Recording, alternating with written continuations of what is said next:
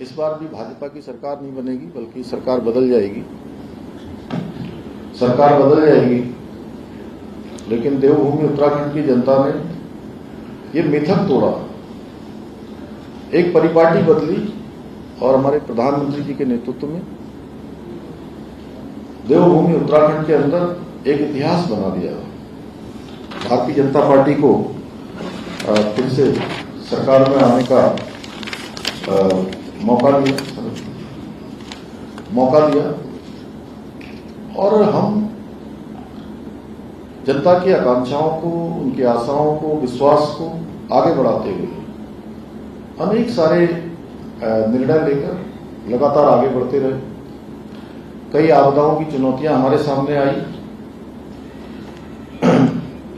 कभी रैनी की आपदा, कभी सिलक्यारा टनल की आपदा, कभी जल भराव की आपदा। उधम सिंह नगर हरिद्वार में भीषण अत्यधिक वर्षा के कारण अनेक बार हमको पूरे, चाहे चमोली जनपद से लेकर और पिछले वर्ष केदार घाटी की आपदा, सिलक्यारा टनल, पूरे विश्व ने देखा कि एक किस प्रकार से रेस्क्यू ऑपरेशन वहां पर हुआ। लगातार 17 दिनों तक चले आपदा। इस रेस्क्यू ऑपरेशन के बाद 41 श्रमिक भाइयों को हम कुशलता से बचा पाए। पूरे देश के, दुनिया के लोगों का ध्यान वहां पर था। सभी एजेंसियां लगी थी, भारत सरकार की, राज्य सरकार की। अभी हाल ही में इसी फरवरी माह में माड़ा गांव का हिमस्खलन, बड़ा एवलॉन्च, जिसमें हम 54 लोगों में से 46 लोगों को बचाने में हमको सफलता मिली। दुर्भाग्य से 8 लोग, उनको हम नहीं बचा पाए। लेकिन उसके बाद भी लगातार अनवरत रूप से हमारी यात्रा चलती रही। कानून व्यवस्था की स्थिति हो, कोई भी चुनौतियां सामने आई तो हर चुनौती पर हम कभी पीछे रहकर हमने काम नहीं किया। हमारा विश्वास इस पर रहा कि हम धरातल पर जाएं, मौके पर जो भी स्थिति हो उस स्थिति का सामना करें। और आपदा का कालखंड हो, संकट का कालखंड हो, कोई चुनौती हो, हमने प्रयास किया है कि हम अपने लोगों के बीच में खड़े हों और उनके हम प्रतिनिधि हैं, तो अपनों का जो नेतृत्व है वो अपनों के बीच में हो, अपनों के साथ हो। इस वर्ष, पिछले वर्ष 2024 में हमने जहां केदार घाटी की आपदा का सामना किया, वहीं हमने टिहरी जनपद में, घनसाली क्षेत्र में, गुप्तू क्षेत्र में 3 बार बड़ी आपदाओं का सामना हमें करना पड़ा। और तीनों आपदाओं पर मैं स्वयं वहां पर पहुंचा। चाहे आज ट्रैफिक मैनेजमेंट हो, हम उस पर भी काम कर रहे हैं, जो चुनौतियां हमारे सामने आने वाली हैं। और अभी आप सबके बीच में आने से पहले मैं आज 4 विभागों की अलग अलग समीक्षा बैठकों पर, जो गेम चेंजर योजनाएं हैं, उन बैठकों को करने के बाद आपके बीच में आ रहा हूं। तो मैंने सभी विभागों से कहा है कि अपने विभाग की 3 से 5 तक गेम चेंजर योजनाएं वो प्रस्तुत करें। उस पर हमारा काम चल रहा है। हमारा फाइनेंस डिपार्टमेंट आज उसकी बड़ी समीक्षा थी, क्योंकि वर्ष का अंतिम दिन चल रहे हैं इस फाइनेंशियल ईयर के। तो कैसे और हम अच्छा जीएसटी कलेक्शन कर सकते हैं, कैसा हम राज्य के अंदर जो अगले 10 सालों में हमको जिन चुनौतियों का सामना करना है और जो हमारा पोटेंशियल है, जो हमारी क्षमता है, जो हमारे अवसर हैं, उन अवसरों को कैसे राज्य के हित में बदल सकते हैं, राज्यवासियों के लिए बदल सकते हैं। और हमारे प्रधानमंत्री जी का जो विजन है 2047 विकसित भारत का संकल्प, उस विकसित भारत के संकल्प के अनुरूप हम राज्य की कौन सी योजना, कौन से काम ऐसे कर सकते हैं कि हम उसमें अपना योगदान दें, उसके अनुरूप हम काम करें। उस पर हमारी सरकार पूरी तरह से काम कर रही है। देहरादून में हो या हमारे अन्य शहर हो, उन शहरों में जाना कैसे आसान हो। अभी दिल्ली से देहरादून एक्सप्रेस वे के चालू होने के बाद एक बड़ी चुनौती ट्रैफिक मैनेजमेंट की हमारे सामने आने वाली है। आप समझिए कि 2 से ढाई घंटे में जब देहरादून से दिल्ली और दिल्ली से देहरादून पहुंचेंगे तो निश्चित रूप से ट्रैफिक व्यवस्थित करना एक बड़ी समस्या होगी। उसको लेकर हम पहले ही जो है रिंग रोड के निर्माण पर काम कर रहे हैं। हमारा जो बिंदाल से लेकर इस्मा तक चारों तरफ से बाईपास बनने हैं, जो हमारा ये रिंग रोड एक्सप्रेस वे जो बनकर आ रहा है उसके साथ उसको कैसे एलिवेटेड करें, कैसे उसको जोड़ें, उसमें हम भारत सरकार से भी काम कर रहे हैं, राज्य सरकार के स्तर पर भी हम काम कर रहे हैं कि जिससे कि आने वाले समय में हमको इन सब का सामना न करना पड़े। इसके साथ ही राज्य के अंदर पूरे देश दुनिया के लोग हमारे बारे में, देवभूमि उत्तराखंड के लोगों के बारे में, देवभूमि के बारे में सबके मन में एक आस्था, श्रद्धा और विश्वास कि देवभूमि के लोग हैं, अच्छे लोग हैं, सच्चे लोग हैं, देवभूमि है, देवों की भूमि है, देवों के सबसे नजदीक का स्थान है। और यहाँ कई प्रकार की चुनौतियां हमारे सामने थी, डेमोग्राफिक चेंज की, उसको लेकर हमने काम किया है। वेरिफिकेशन ड्राइव हम चला रहे हैं, जगह जगह पर अवैध अतिक्रमण, अवैध निर्माण, अवैध मदरसे, हमने इसको खाली करने का संकल्प लिया है। यह अभियान हमारा चल रहा है और यह अभियान तब तक चलेगा जब तक पूरी तरह से देवभूमि अतिक्रमण मुक्त नहीं हो जाएगी। जब तक हम पूरी तरह से अवैध कब्जों को हटा नहीं देंगे तब तक हमारा काम चलेगा। इसके साथ ही हमने राज्य के अंदर निवेश आए, निवेश नहीं रुकना चाहिए, यहाँ के उद्योग समूह यहाँ आने से नहीं रुकनी चाहिए, उसके लिए भी हम लगातार प्रयास कर रहे हैं।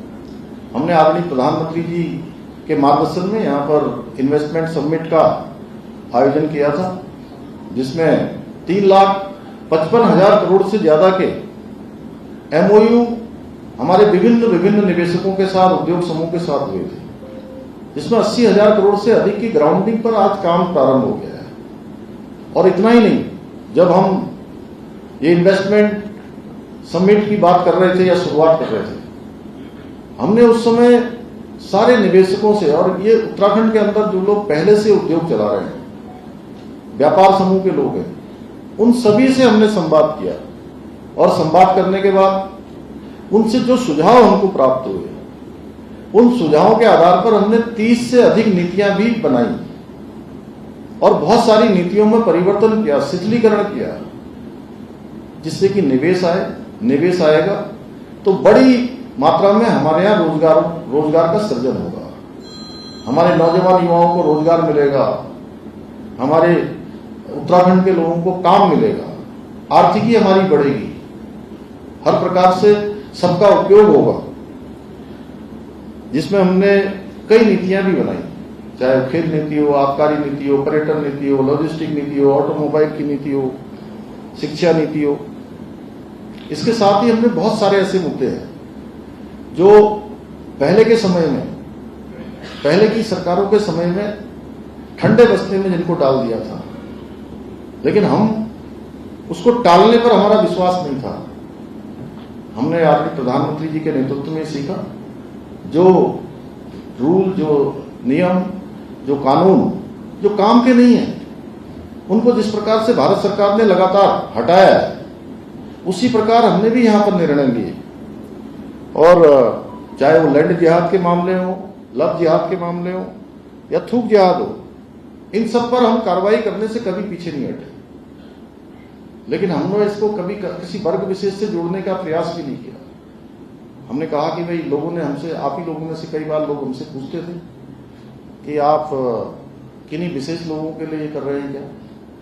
तब हमारा कहना था कि हमारा राज्य ये बहुत प्रेम पूर्वक आपस में रहने वालों का राज्य है। यहाँ एक सभी लोग बहुत भाईचारे के साथ रहते हैं, प्रेम पूर्वक रहते हैं, आपस में बहुत सबके संबंध हैं। हम तो अतिक्रमण के खिलाफ कार्रवाई कर रहे हैं, अवैध कब्जों के खिलाफ कार्रवाई कर रहे हैं, जो भी चीज इलीगल है उसको हम कानून के दायरे में ला रहे हैं। और हमारा प्रयास है, मैं आप सबके माध्यम से आप सब बंधुओं को भी बधाई देना चाहता हूं, आप सबका धन्यवाद भी करना चाहता हूं कि आप समय समय पर आपने हमारा हमेशा प्रोत्साहन किया, सहयोग किया, हमको चेताया, व्यक्तिगत रूप से मिलकर भी आप सब लोगों में से भी बहुत सारे मित्रों की शुभकामनाएं मिलती हैं और व्यक्तिगत रूप से फोन पर आपके सुझाव मिलते हैं, आपके मैसेज के माध्यम से मिलते हैं। हमें जो बहुत सारी चीजों पर हमारी नजर भी नहीं जाती, वहां पर आप सबकी नजर जाती है और आप सब हमको बताने का काम करते हैं। मैं आपका धन्यवाद करता हूं, उत्तराखंड की देवतुल्य जनता का धन्यवाद करता हूं कि उन्होंने हमेशा, चाहे कोई आपदा की स्थिति हो, कोई विपदा की स्थिति हो, कोई भी चुनौती हो, हर चुनौती में वो हमारे साथ खड़े हुए हैं। उन्होंने हमेशा हमारी पीठ पर हाथ रखा है, आगे बढ़ने के लिए हमेशा प्रोत्साहित किया है। इन्हीं कारणों से, इन्हीं सब इसी सहयोग के कारण से, आशीर्वाद के कारण से, समर्थन के कारण से, साथ के कारण से हम अनेक निर्णय ले पाए। देश की आजादी के बाद देश के संविधान निर्माताओं की भावना के अनुरूप उत्तराखंड पूरे देश के अंदर देश का पहला ऐसा राज्य बन गया जहां पर 27 जनवरी 2025 से समान नागरिक संहिता का कानून लागू हो गया। भाइयों बहनों, इसके साथ साथ हमने जबरन धर्मांतरण का कानून यहां पर बनाया, जो देवभूमि के मूल स्वरूप को और डेमोक्रेसी को जो खतरा पैदा हो रहा था, निश्चित रूप से उसको सुरक्षित करने का काम करेगा। इतना ही नहीं, लंबे समय से जो प्रदेश के अंदर एक बड़ी समस्या थी, नकल की समस्या, जिसके कारण से गरीब माता पिता के बेटे बेटियों के साथ न्याय नहीं हो रहा था, इंसाफ नहीं हो रहा था, हमने सख्त नकल का कानून लाकर और नकल माफिया पर किसी प्रकार से भी कोई कोताही न बरतते हुए 100 से भी अधिक नकल से जुड़े हुए माफियाओं को या अपराधियों को जेल में भेजने में भी हमने कोई पीछे हटने का काम नहीं किया, उनकी कमर तोड़ने का काम किया। और इसका परिणाम हुआ कि पिछले 3 वर्षों में हम 20,000 से भी ज्यादा हमारे प्रदेश के भाई बहनों को हम नौकरियां देने में हमें सफलता मिली है। और एक भी मामले में कहीं कोई नकल का मामला नहीं आया, एक प्रकरण में भी कोई मामला न्यायालय में नहीं गया। आज गरीब माता पिता के बेटे और बेटियों को और उनके माता पिता को ये विश्वास हो गया है कि अगर हम अच्छी तैयारी करेंगे, हम मेहनत करेंगे, तो हमारी प्रतिभा क्षमता के साथ कोई भी जो है भेदभाव नहीं कर पाएगा, कोई पक्षपात नहीं कर पाएगा और हमको चयन का अवसर मिलेगा। पूरे प्रदेश के अंदर मैं जाता हूं, मुझे आप सबसे कहते हुए आज इस बात का संतोष है कि आपके माध्यम से मैं चाहता हूं कि भाई आप सब लोग यहां पर सैकड़ों की संख्या में हैं, लेकिन ये बात कई लाखों लोगों तक आपके माध्यम से जानी है। और मैं जब प्रदेश के विभिन्न स्थानों पर गया तो बहुत सारे माता पिता मिले मुझे। हमारे साथ खजानदास जी भी थे जब हम टिहरी के कार्यक्रम में गए थे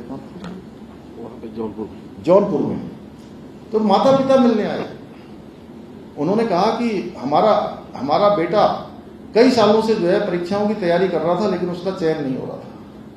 हम आपकी सरकार को धन्यवाद देते हैं कि अब इसका चयन एक नहीं 2-3 जगह पर हो गया है और ऐसे अन्य स्थानों पर भी आप लोगों को मिले होंगे, हाँ जी आपको भी मिले होंगे, कई लोग जगह जगह पर लोगों के बीच में जो है, जो एक परीक्षा में चयन नहीं हो रहा था, 4-4 परीक्षाओं में एक साथ चयन का अवसर लोगों को मिल रहा है।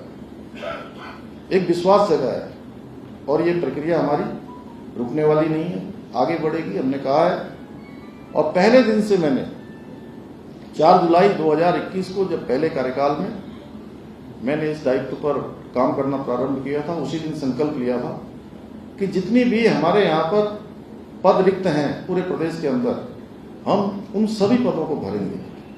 और मुझे आप सबको बताते हुए आज कुछ संतोष है इस बात का कि आप सबके सहयोग से हम एक तो नकल का कानून ला पाए और इतनी सारी नियुक्तियों को, अनेक चुनौतियां होने के बाद भी।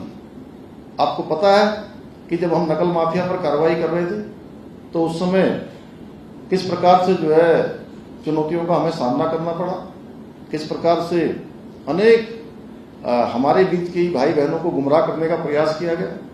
लेकिन मैं उन नौजवानों को भी, उनका भी मैं धन्यवाद करता हूं कि सबकी समझ में बहुत जल्दी आ गया था और वो हमारे साथ खड़े हो गए। नकल का कानून लाते ही पूरे प्रदेश के अंदर एक नई लहर पैदा हुई प्रदेश के हर नौजवान ने हमारा समर्थन किया। उसी का परिणाम हुआ कि ये नकल का एक कानून हमारा ये राज्य के अंदर ही नहीं पूरे देश के लिए एक उदाहरण बन गया। इसके साथ साथ हमने दंगा रोकने के लिए कानून बनाया। हमने ये कानून बनाया और इसके पीछे हमारा हेतु था कि आप प्रदेश के अंदर, हमारे शांत प्रदेश में कोई दंगा न करे, कोई यहाँ पर आगजनी न करे, कोई तोड़फोड़ न करे, कोई सरकारी संपत्ति, निजी संपत्ति को नुकसान न पहुंचाए। एक घटना हुई थी हल्द्वानी के बनभुलपुरा क्षेत्र में। उसके बाद हमको लगा कि प्रदेश के अंदर सख्त कानून होना चाहिए और हम दंगा रोधी कानून लेकर आए।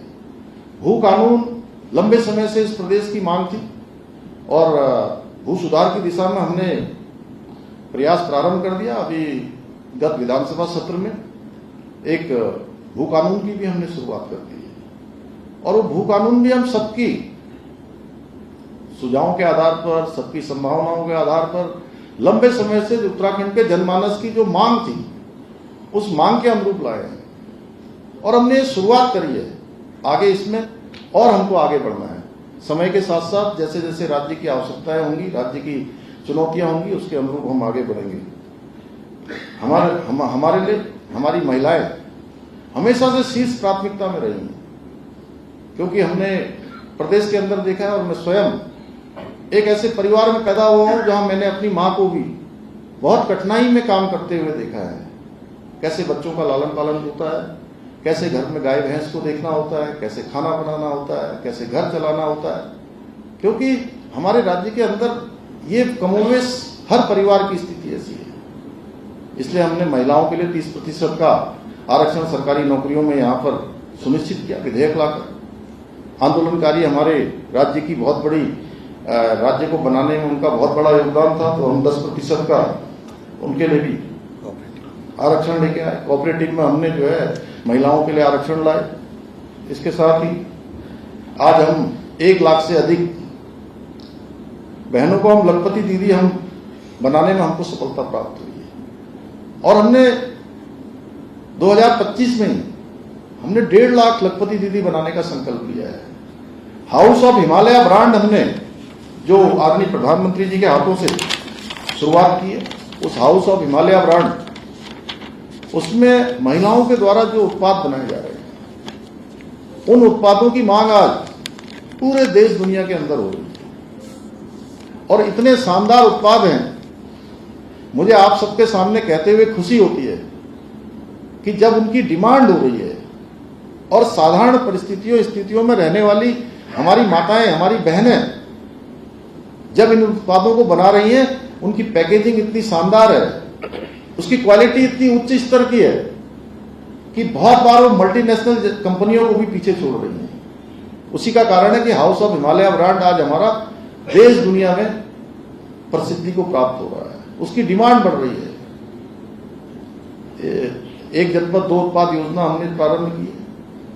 हमारी महिलाओं को और विपणन के अवसर मिले, उसके लिए हमने सशक्त उत्सव बहना योजना, रक्षाबंधन के समय में हमने 2023 में योजना प्रारंभ कर दी और हर ब्लॉकों में आज हमारी बहनों को विपणन के अवसर मिल रहे हैं। और मैं आप सबके सामने आज ये कहना चाहता हूं, जब मेरे भारतीय जनता पार्टी की सरकार के और मेरे इस दायित्व में आने के बाद दूसरे कार्यकाल का 3 वर्ष का कालखंड पूरा हो रहा है, तो हमारा राज्य, जो हमारे आदरणीय प्रधानमंत्री जी ने जो बाबा केदार के धाम में उनके मुख से जो शब्द निकले कि ये दशक उत्तराखंड का दशक होगा, सच में उस दशक को बनाने में उत्तराखंड हर दृष्टि से सबसे आगे हो, हर क्षेत्र में आगे हो, देश के अग्रणी राज्यों में हो, उसको बनाने का काम, उसमें सबसे बड़ी भूमिका किसी की रहने वाली है तो मेरे प्रदेश की मातृशक्ति की, माताओं बहनों की रहने वाली है। उनके माध्यम से ही जो है हम तमाम सारे सिद्धि को हम प्राप्त करने वाले हैं। इसके साथ ही चाहे आज वो हमारे 4 धाम हो, उनका हर प्रकार से नवनिर्माण पुनर्निर्माण हो, केदार धाम का नवनिर्माण पुनर्निर्माण, भव्य केदार दिव्य केदार बनाना हो, या भगवान बद्री विशाल का मास्टर प्लान पर तेजी से काम होना हो, या अभी अभी आदरणीय प्रधानमंत्री जी ने, भारत सरकार ने मुखवा हर्षिल आने से पहले ठीक एक दिन पहले लगभग 7,000 करोड़ से भी ज्यादा की योजना गौरीकुंड से केदारनाथ और गोविंद घाट से हेमकुंड साहब जाने वाले दोनों रोपवेयों को स्वीकृति प्रदान की है। इसके कारण से आने वाले समय में यात्रियों को बहुत सुविधा होने वाली है। जो अस्वस्थ हैं, शारीरिक रूप से कमजोर हैं, वृद्ध हैं, उनकी यात्रा भी जो कई घंटों की यात्रा, दिनों की यात्रा कुछ ही मिनटों में और कुछ ही घंटों में पूरी हो जाएगी। आज यहाँ केदारखंड में हम अनेक सारे नए डेवलपमेंट कर रहे हैं, नए विकास के काम कर रहे हैं। वहीं मानसखंड मंदिर माला मिशन के माध्यम से आज अनेक मंदिरों के नवनिर्माण और पुनर्निर्माण का काम कर रहे हैं। पूरा सर्किट बनाने पर काम चल रहा है। आदि कैलाश की यात्रा प्रारंभ हो गई है और पिछले वर्ष भी 50,000 से ज्यादा यात्री। आप देख रहे हैं न्यूज़ 18 उत्तर प्रदेश उत्तराखंड।